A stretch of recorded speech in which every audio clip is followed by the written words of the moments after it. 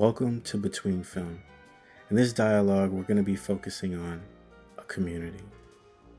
We're going to be going over things like what qualities and traits are needed to be a transformative leader in a diverse community, especially when we are communing and existing beyond colonized or religiously traumatized ideas and beliefs.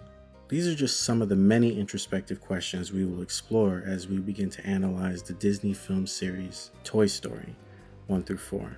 We believe this film series speaks to the challenges, the leadership qualities, benefits, and complexities towards developing and maintaining, as well as investing in a 21st century community. All right, welcome back to the final three-part series dialogue of a community, where we've been talking through Toy Story 1, 2, 3, and 4. And so last week, we were talking about a community and the different complicated and diverse elements within a community to include ourselves. Important topics that came up that were of interest were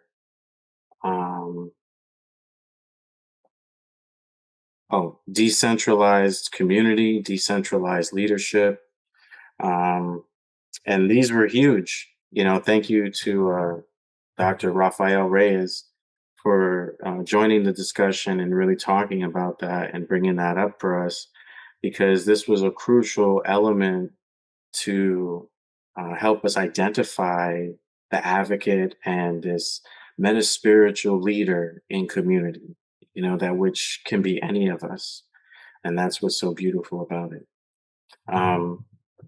And so today we're focused on talking about a community, but in the context of having no control.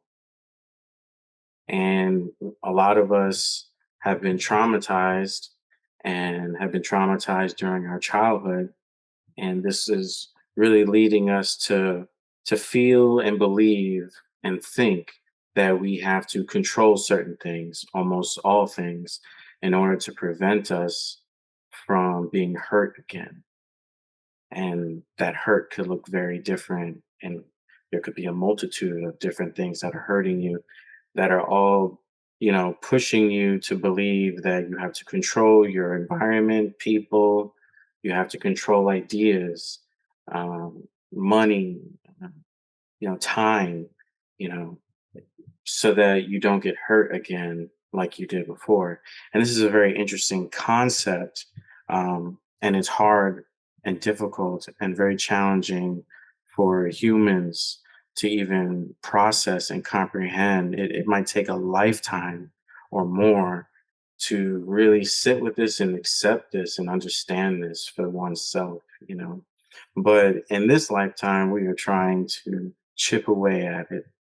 Um, so, do you guys have any thoughts, any ideas, anything you want to share and contribute to this space in terms of having no control in the context of community?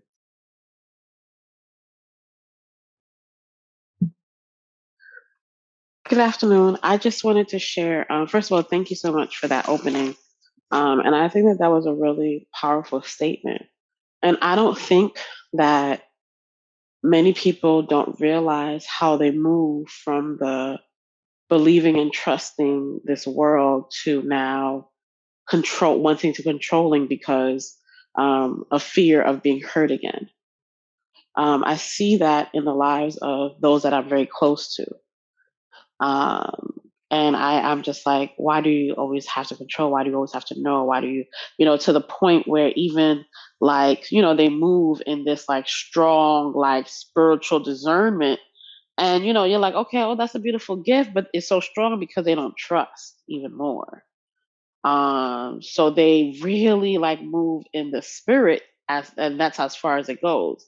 But I think it brings us in a spiritual context to the point where God does teach us to trust, to try the spirit by the word of God, and see if it's of him, and I don't believe that these are concepts that are necessarily taught.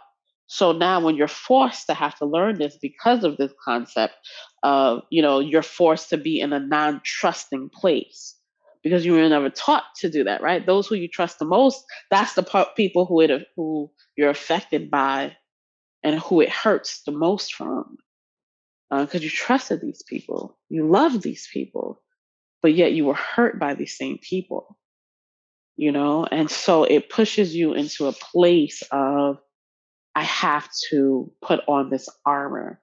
I have to control this because I feel stupid because I allowed you in a space that I haven't allowed anybody else in.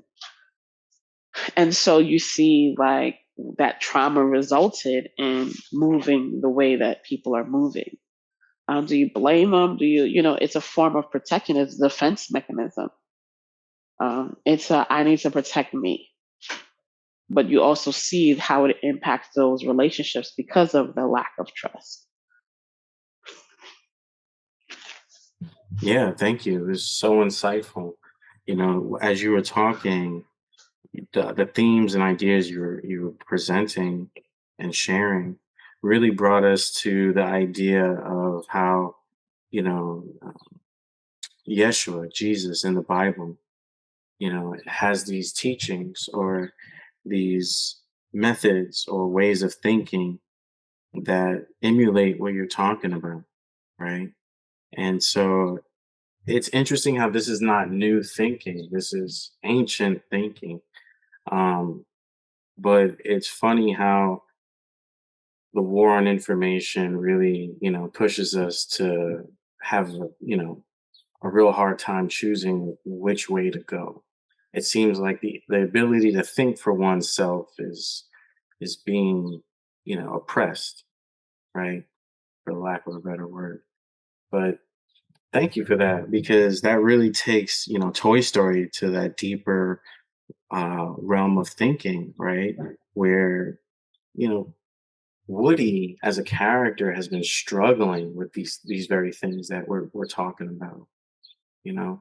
And as Woody transcends from one to two to three to four, you see that different parts of him unlock or awaken. And he's always presented with these new challenges in identity, in self-understanding, self-awareness, his community, his community's meaning, their value, Um, and so that's why for me, Toy Story 4 gets to the heart of what a community leader may deal with, right, on a day-to-day basis, where it's the strenuous concerns and struggles between self wants and desires and communal wants and desires, right? And we see this even in our own life and our own experience with religious trauma when the church has certain ideals and values, but somehow it clashes with my own inner ideas and values. And then we are prompted by religion to believe that we are of sin and we're wrong and we must correct ourselves and we must adapt to what the doctrine says is the way of thinking and being and seeking the God, a place in heaven, right? Um, so even with Woody in these films clashing with communal values, this is definitely an important concept because how much control do we have on each other? If we're being asked to provide trust and come together as a community, a meta spiritual community, a diverse, inclusive, safe space of a community, we have to ask ourselves why, right? And some of us believe that by coming together, it helps our healing, our ability to heal, our ability to self identify. And some don't. Some are right now at a point where they think solitude is their best tool. And that may be true. But unfortunately, eventually, you're going to find yourself really struggling with how do we exist as ourselves in community? Because in the past, every time we join a community, we've had to shed ourselves, and not be ourselves. We maybe had to play a part that's not ourselves, but it's what they wanted. And it's the only way that we would be accepted. You know, it doesn't make this human any less or more because they have this adaptability psychologically and spiritually. It just means that as humans, we're that complex and advanced that we can adapt to our environments, especially if we feel like it's a form of survival, you know? And so, to make this even more relevant, today we find ourselves struggling with our own identity issues, cultural issues, gender issues, sexuality issues, and it's clashing with what has been normalized and have been deemed even traditional, all because it wasn't questioned or wasn't thought about even further, considered more. It's very stuck, like doctrine, like law. It's very rigid and it's no fluidity to it.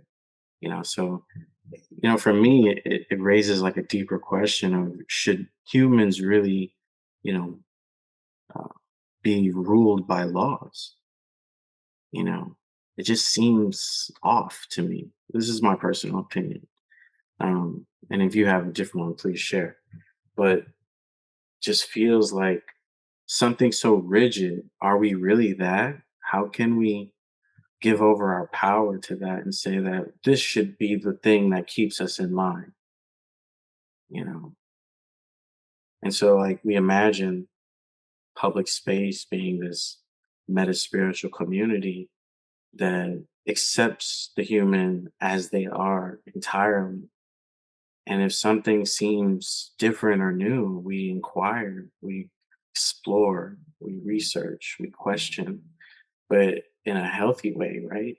Not in a way that makes this person feel less than or that they're wrong, because the real trippy notion is that we're all wrong and we're all right at the same time. You know, there is no north in space, right? But what are your thoughts around this topic thus far?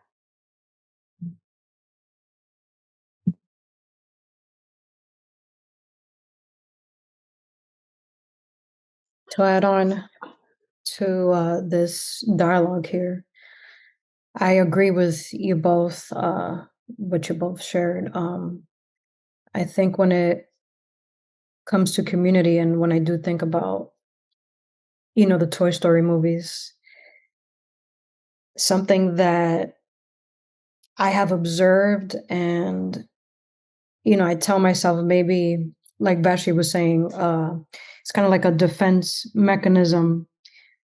When you do see, some folks that they feel like they have to do things on their own while they are in community, and when you see them struggle in it, it's like you do provide, space for them to kind of grow on their own. But then it's kind of like society has people believing that they need to be perfect in every space that they show up to, and that's not even the case. Personally speaking, having a community or building a community, the last couple of years, months, and seeing how some people have left. And, we all tend to have our own traumas or have to deal with abandonment issues. And then to have and see, observe people that you care about in your community kind of repeat those traumas, uh, you're reliving abandonment. You then want to question, like, if it's something that maybe the mission statement needs to be relooked at. Was there something that we've missed, and we may have been so hyper focused maybe in a solution or something, because the goal is to really, how do we bring in, uh, Christians or just religious people might say, how do you bring in peace into the world or just into society? Um, and I feel like community is something that is still developing. And at the same time, it's very triggering to kind of, because I'm sitting here and even when I was working on, the final project and all that, just memories and just of things that happened. Were there things that we could have said or done to make things different? But then at the same time, in community, you do have to respect boundaries, spaces. So as we provided for others, we also have to respect their choices and what they seek at the moment, and understanding that healing is not, is not something that we can all just agree on and say, well, this is what it is, and that is it. And it's not, it's very complicated. Community is complicated itself. If, you know, to add anything else, I would say it's just something that is an ongoing process. And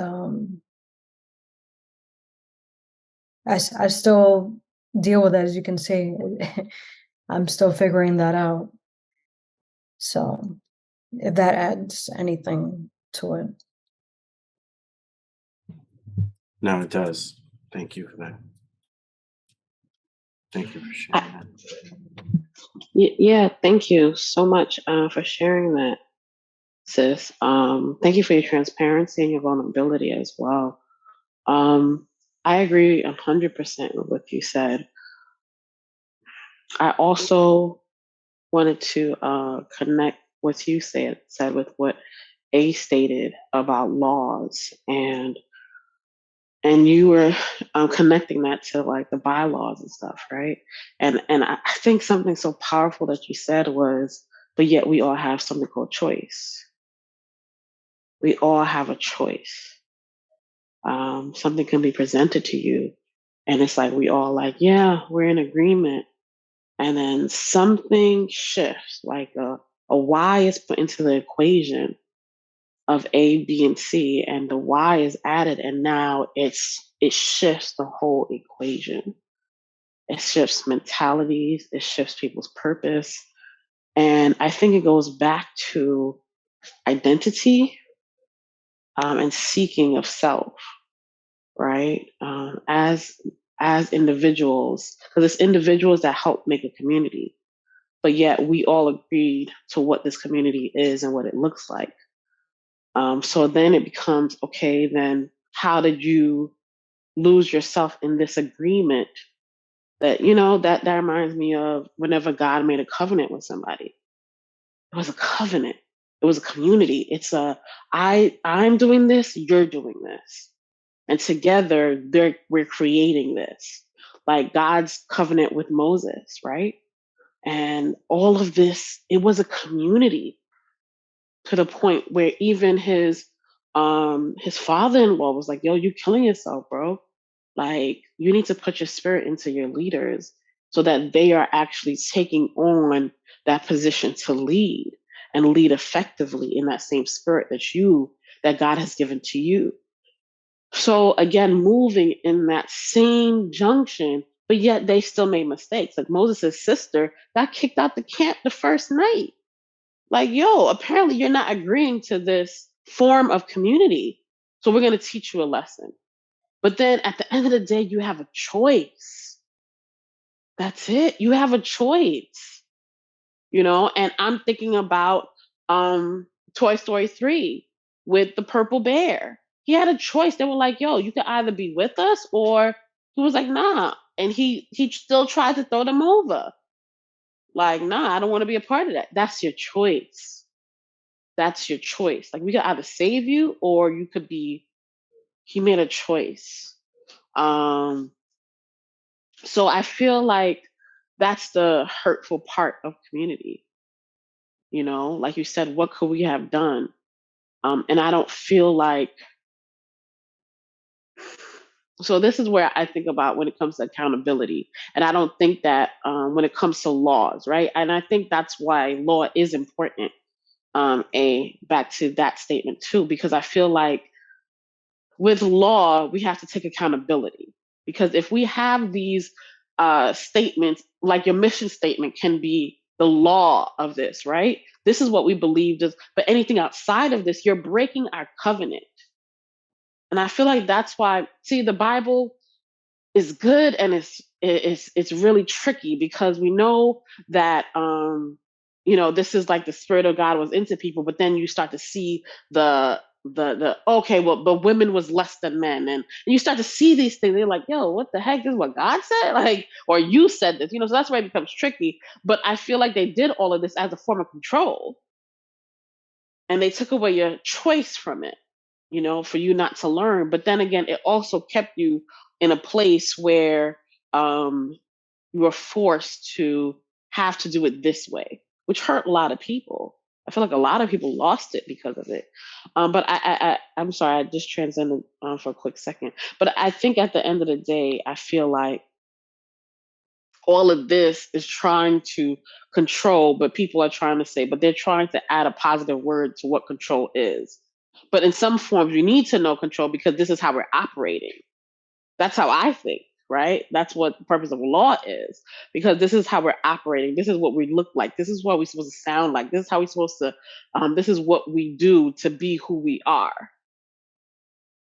And this is us. But in that, is there any form of freedom? And I feel like that it can either add to the group, or it can take away from the whole conceptualization of the purpose of this community, because I feel like we all bring something to it. And I don't want to resist, or I don't want to constrict, or I don't want to restrict what you're doing. But yet, is it all still moving in the direction that we're heading in? And I think that's what the purpose of law is not to restrict, is not to constrict, but it is to make sure we're moving in the same direction. Don't take us backwards. Let's go forward. So I think that's the whole thing of law. It is to control, but no, we're gonna like a GPS. Like, I'm going to make sure you're on the same path to get to what you need to do, but in order for you to do that, these are the steps you need to follow. And I think that's what law is. But you still have a choice, right? Like, no, I know this place better. Okay, well, you have that choice. Either you'll get lost in this process to get where you need to go and come back to the GPS, or you just do your own thing, and you might be better than the GPS. But that's a chance that you have to take. And in community, because there's so much relationships, these are chances that we're taking, because I can either break the bridge of a relationship out of choice, or we can come together and speak about it as a community. That's what it should properly be done, because that's what was presented to us. Is this public space? It's for us to come together and speak about it, but that's still a choice. And I think that that's where people not taking it accountable is. I'm sorry, I said a lot. Okay. No, thank you for that. We we love what you said. We agree, and you're right. Um, it really leads us to start thinking about this ability to choose, and that's powerful. And when you invite people or beings, life forms, into this idea of a community, it shouldn't be something that is, obligated, because that would go against your ability to choose. And so everybody has the choice to be part of it or not part of it. when they want to and when they don't want to, you know? And we believe that it's this kind of form or approach to community that is helpful and healing for those who have been traumatized, such as with religious trauma, especially when the thing that traumatized you was the structure of indoctrination and, this inability to change, transform, or listen or see, you know. So a lot of us struggle with not being seen. We feel abandoned. A lot of us feel depowered, silenced. Um, and so, thinking about Toy Story and how Woody even went through such a very similar journey of really questioning himself, right? Theo poetically imagined that Andy or Bonnie was God. And, we're all like Woody. And this relationship and loyalty between us and our God, really keeps us on a very stern path. But like you brought up, Ashton, somewhere along the way, something gets in between that, a disturbance, and it causes us to go on an alternate journey, which early in the year we talked about was the hero's journey, right? Especially when talking about your favorite movie, The Matrix. Um, and it's this idea that we are in hero's journey, but this is a little bit different because this is an attempt to all of us being in heroes' journeys, but being community. You know what I mean? Like, this is not like an easy task, but it's something that we feel is necessary for future human beings to even consider and allow to grow and become something, something of a norm maybe, or a new starting point of how we choose to commune in sacred spaces, public spaces, communities, What are your thoughts on that as we start to finalize and transition into presentations?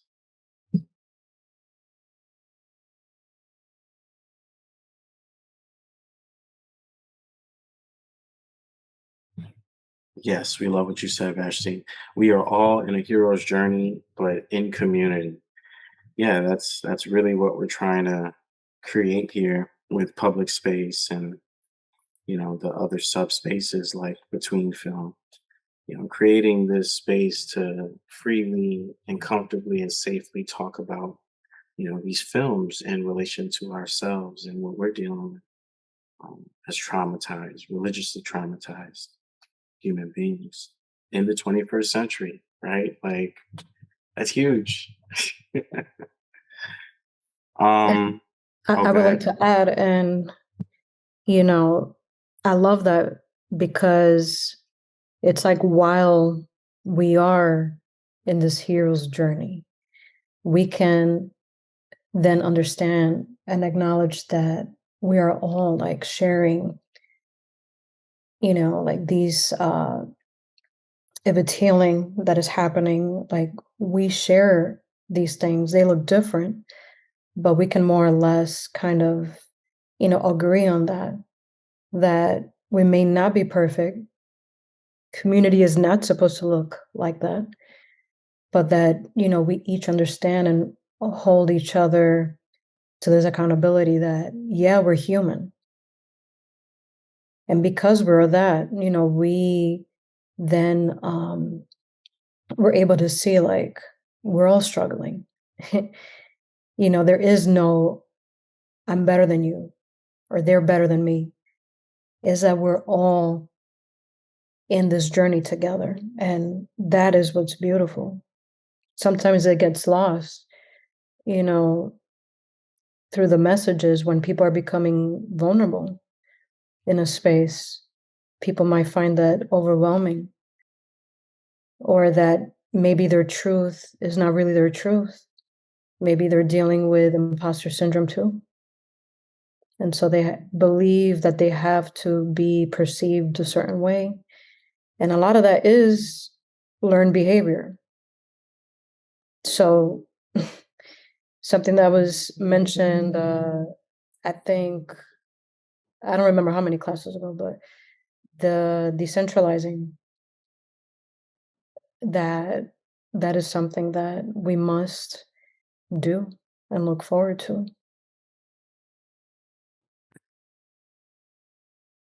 Yeah, thank you. Brilliantly said. Thank you so much. Vash, did you have something to say? I was going to say, absolutely agree. And I love the way that you stated that. And I feel like to me, it just continues to I continue to reflect on. So, how do individuals get lost in community? Um, and I love those points that you stated: imposter syndrome, what is your truth, identities, trying to figure it out, still in this lost world, cannot realize that this form of community is actually real love. Sometimes that this is, our first form of community is our own family, and we discuss this, about if it's our personal family, then it's also the church family, right? And I feel like those forms of communities have been hurt.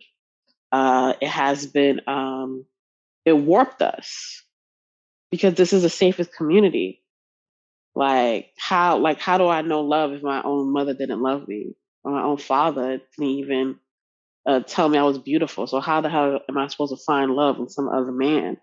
But when it's presented, this feeling feels good, even though I'm getting beat, or even though if I'm, getting smacked around.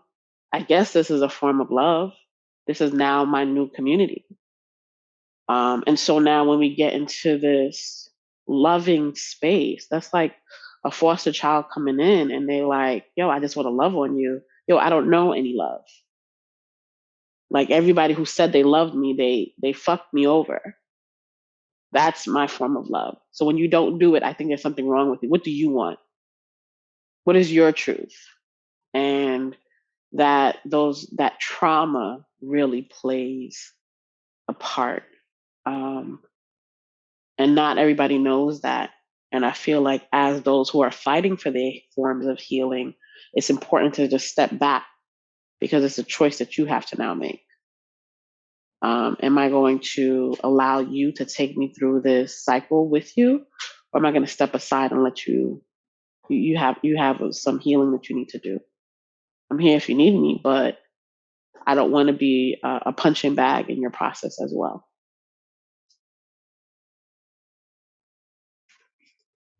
Wow. Powerful. Powerful. Honestly, we felt like you were talking directly to us. It's crazy. Um, but you are so right. Like, amazing points.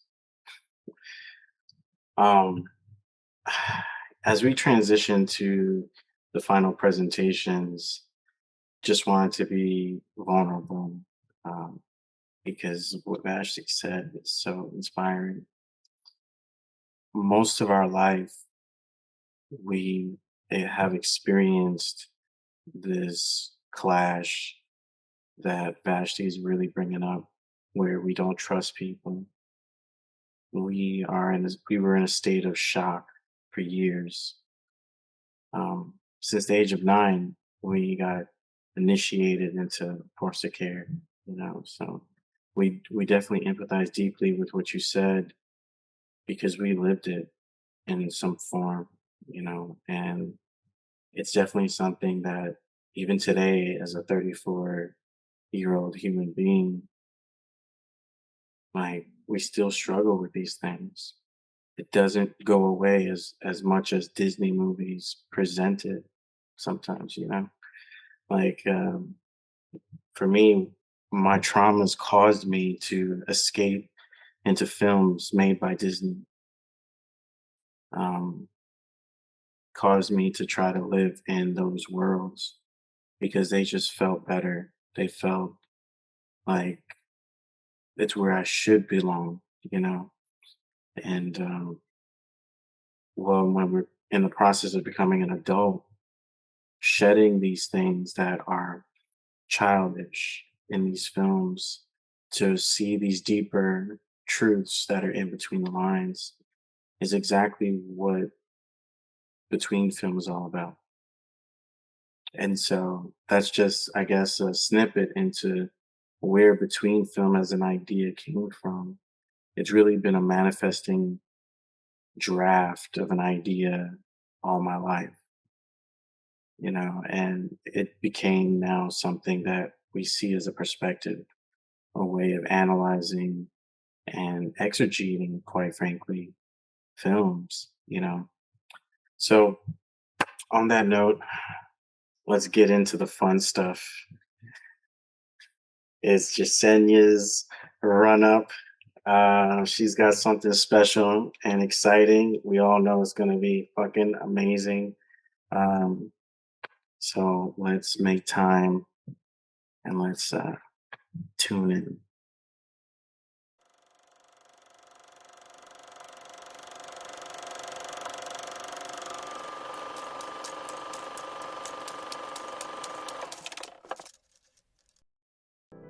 What is community? A question so difficult to answer and understand. Where is community? Is it the people around us? Is it the spaces we gather and break bread with? Or is it the smallest beings that fill our space? They dance in the rain, learn a new skill while we cheer them on. They may be sitting in gratitude. They may nurture us. They may help build together. To be quirky and to be ourselves. They are free and present. They love us just the way we are.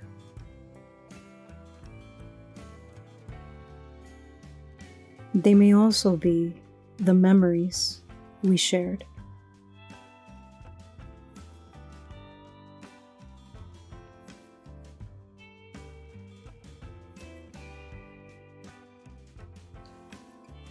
They teach us to respect our boundaries, to allow self-growth as we begin to heal. Is what we make it to be. It grows and lives amongst us. We choose to be in community. And that was it. Fucking amazing. Woo!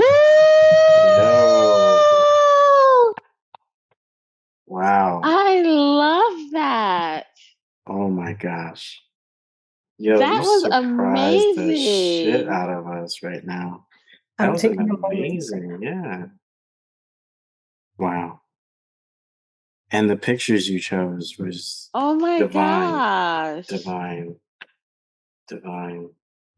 Wow. Thank you for sharing your piece of your heart. Yeah. Thank you for just sharing that. I love that. I absolutely loved it. Go ahead, A. I'm going to just talk when you're done. It was amazing. Yes, it Amazing. was. I got a little emotional. Okay. You want to talk about that? I guess it's something I'm still working with, but I guess while putting this together and piecing it, it's like everything has been a learning experience. I'm just an emotional person. You guys know that, which I'm not ashamed of it. Life, it takes us to different places, spaces. We meet new people. We make, room for them. But we learn, from, the interactions and stuff like that. I guess what's hard for me is it's knowing that this is a new kind of path, and it's like it's a reset. We're putting our resources together. So those learning experiences are the resources. So it's not to shame anyone, or not that it's a closed chapter, goodbye forever kind of thing, because we have to allow ourselves also to not be so binary, so robotic, if that makes sense. But we have learned to respect ourselves, listen to ourselves, our bodies, what's good for us, what it does for us, for our mental health. Just because we are or may have been re-triggered with past traumas, it doesn't mean it's always going to be that way. So, the joy in all this is the being hopeful and optimistic to new opportunities to come. We don't know what life brings. We just make room for these unknown things. But at the same time, always remembering and going back to what does community mean for me, and never forgetting that no matter what happens, like holding on to that, moving on, and then just making room for bigger, greater things. And I feel like that's what it's about. So thank you for, checking it out and providing your feedback. Sorry about the audio and all that. Still learning, but yeah. You're the fucking Jimi Hendrix of our time. You hear me? That's that raw art. Don't feel ashamed. Don't feel ashamed. This is beautiful. And to people that get it, they get it, even if the audio was off. So, like you landed. Thank you so much. Absolutely. I was just gonna say absolutely. I absolutely agree with A. Like you really kicked ass on this. Thank you for pouring your heart. As soon as it was playing, I was like, wow, this is a piece of her heart. This is a piece of who you are. This is a form of your definition. And I thank you for inviting us into that space, right? Into your vulnerability, into that transparency. I'm grateful for that. Thank you for sharing and defining what community means to you. I feel like it just completely summed up what we were discussing. It completely summed up what we were saying about the purpose of community. But even those who, it's like as you were talking, I was hearing you talk through your healing. As you were talking, you were expressing a piece of where you desire, where you are, and where you're going to. And I thought it was very powerful when you stated, like, even when you're hurt in the same area, it doesn't hurt as bad. I thought that was powerful. Yo, that's a form of maturity. That's a form of healing. That's a form of, yo, fuck this shit. I'm going to get this shit right. You're not going to get me where it hurts again. I've overcome this. And I'm looking at you, as that overcomer. I'm looking at you as that fearless leader. I'm looking at you as that, you know what? We're going to work through this. And some people choose to, and some people choose not to. And that's where they are at the moment. So thank you. Thank you. Thank you. Thank you. Man, I don't even know how anybody can go after you. You know what I'm saying? Like, but we're gonna try. We're gonna try.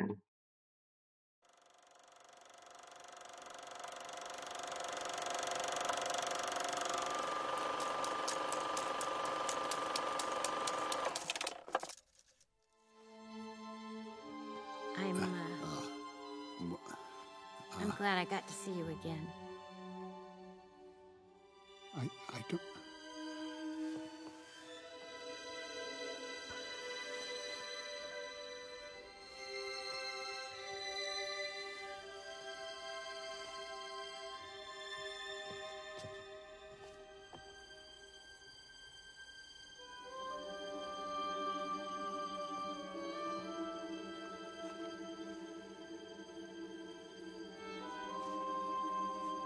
Goodbye, Mom.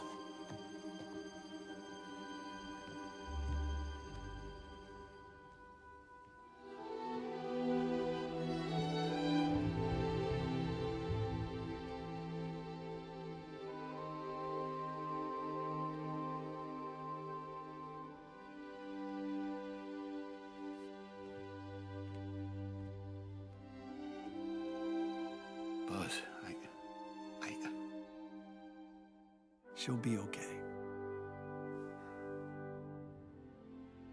Bonnie will be okay.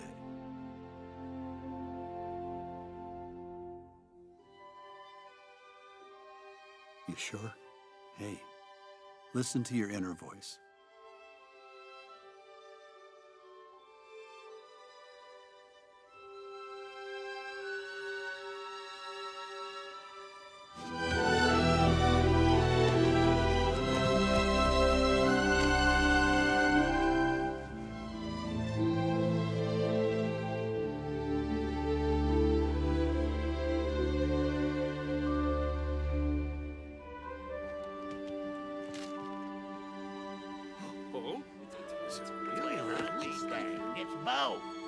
Jesse.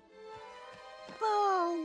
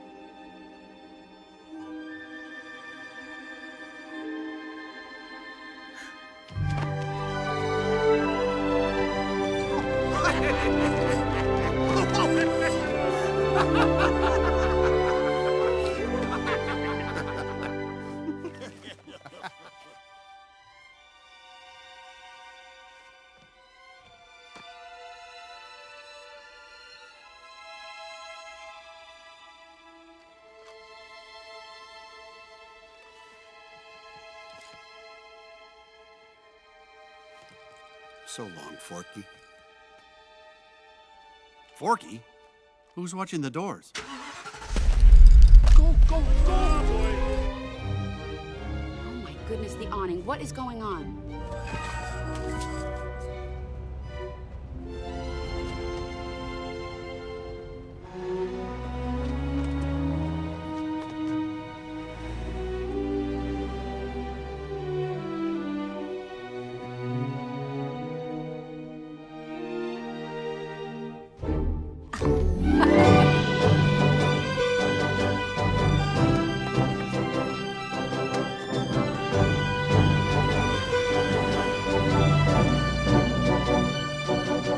Does this mean Woody's a lost toy?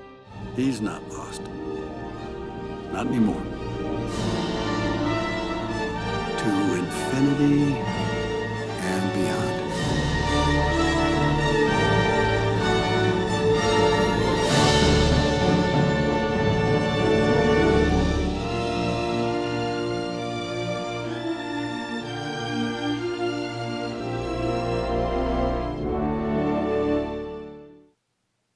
The ending scene of Toy Story 4 offers us an opportunity to briefly psychoanalyze, as it portrays several psychological themes and conflicts that relate to and directly speaks to metaspiritual community. Please note that the following theopoetic analysis is a speculative interpretation, and it should be taken as an exploration rather than a definitive idea. In the closing moments of the film, the toys are seen saying goodbye to Woody, who has made the difficult decision to leave his familiar home and join Bo Peep on a new adventure. As Woody watches from a distance, Buzz Lightyear approaches him and assures him that Bonnie, their previous owner, or in this context, theopoetically is God, will be fine without him. Woody then watches as Bonnie plays happily with the other toys. This symbolizes that, life goes on. This scene evokes feelings of nostalgia, attachment, and individuation. Woody's departure represents a significant moment of personal growth and transformation. Throughout the film, Woody struggles with his identity and purpose. He has always found validation and meaning in being a child's toy. But as he witnesses Bonnie's lack of interest in him, he begins to question himself as well as his self-worth. From a psychoanalytical perspective, this moment can be seen as a theopoetic expression of individuation, a psychological process where individuals separate from their primary objects, in this case, Bonnie, and develop their own sense of self, identity. Woody's decision to leave the familiar and embark on a new journey with Bo Peep signifies his desire for self discovery and the need to explore life beyond the confines of his role as a toy. Buzz Lightyear's reassurance can be viewed as representing Woody's internal dialogue, symbolizing the conflicts and doubts he faces during this process of individuation. Buzz represents Woody's superego in this context, offering support and encouragement while reminding him that he is more than just a toy. This interaction suggests that Woody's decision is driven by an internal struggle to redefine his sense of identity and purpose. The scene also touches upon themes of attachment and loss. Woody's connection with Bonnie is deeply rooted in his need for belonging and companionship.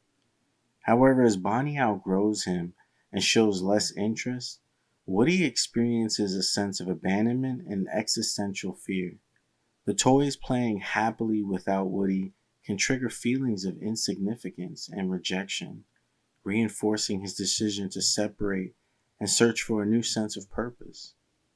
Overall, the ending scene of Toy Story 4 is a scene that we selected to help us collectively reflect upon the complex psychological dynamics such as individuation, identity formation, attachment, and loss. It portrays Woody's journey towards self actualization and highlights the universal human struggle of letting go of the familiar to embrace personal growth and new possibilities. Does this mean Woody's a lost toy? He's not lost. Not anymore. To infinity and beyond.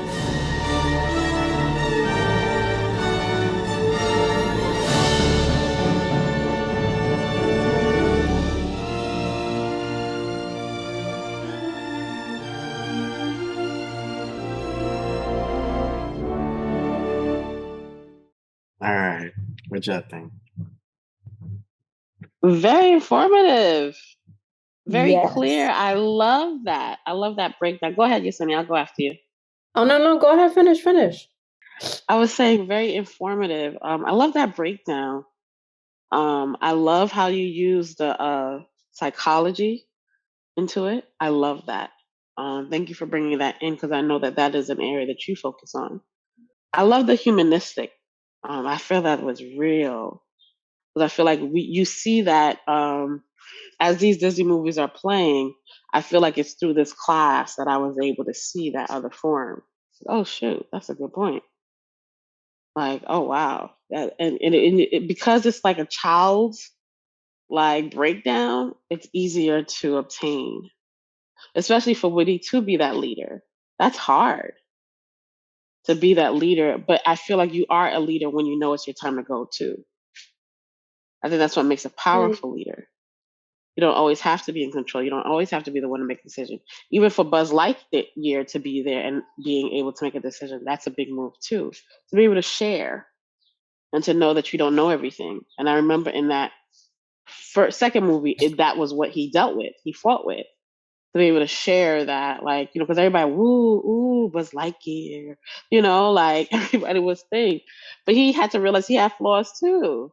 And he had to share that partnership and to see how this partnership blossomed into this, for him to be able to, for them to be able to be mature enough to say, okay, Woody, it's time for you to, does that mean that Woody, that, is lost? Like, nope, he's actually a lot better than where he was, and finding that, because he always belonged. I forgot what the first kid name was, but he always belonged to him. And I remember that fight that he had. They all did, and to be here and still feel abandoned. That's real. That form of abandonment is real. Like they can't use me anymore. He doesn't play with me anymore. Andy, that was his name. That form of abandonment is real. And I feel like even as adults that we can deal with that. Um, so you see that instilled in choosing self is a form of self love, self care, um, and it's a form of community. Because while being here, I can be miserable. I could be, angry. You didn't allow me to experience a form of love that I have yet to experience. So I thought that was really powerful. Thank you. That was beautifully said, what you just what you just shared, and about having to experience this love that he's never had, or that um he never experienced. But this breakdown was incredible. Definitely a teaching moment. It's not just like watching the movie and then like that's it, but it really breaks down, a lot of things that we may have questioned, you know. But to kind of like what Vashi mentioned, like they were mature. So they mutually agreed, like, all right, you got to do what you got to do. And the point in that is that everyone is still safe, or this feeling of safety is still there, even though they're going their separate ways. But just respecting that, if this is something you're doing for yourself, by all means, who are we to keep you and hold you and oppress you in that sort of way? So it's just beautiful, like how in that moment with Bo Peep or Bo, how she, like, it really seemed like he was going to go back to them.